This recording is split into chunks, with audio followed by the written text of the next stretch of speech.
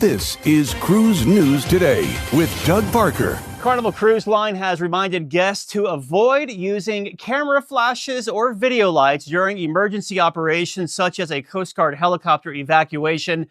Now, Carnival's brand ambassador John Heald said the cruise director and captain should not have to keep repeating not to turn on the flashes of your phones and cameras. He went on to say only one can imagine how dangerous that could be for the pilots. It should be noted that announcements are made during medical evacuations to remind guests to stay off of outside decks and to use a little common sense. And some big news for Florida cruise ports. PortMiami, Port Everglades, and Port Canaveral have all set cruise passenger records for the fiscal year of 2024. Now, PortMiami led the way with 8.2 million passengers, up nearly 13% from last year, keeping its title as the world's busiest cruise port.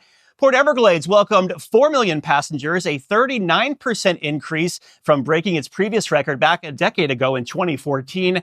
And Port Canaveral saw 7.6 million passengers, a 12% increase. And Royal Caribbean has delayed the transatlantic cruise of Voyager of the Seas by 1 day due to weather-related drydock issues. Now, it was originally scheduled to leave Barcelona over the weekend. The ship did depart yesterday. As a result, a planned stop in Valencia has been axed, while a visit to Palma de Mallorca is shifted by a day. Go ahead and correct me on that.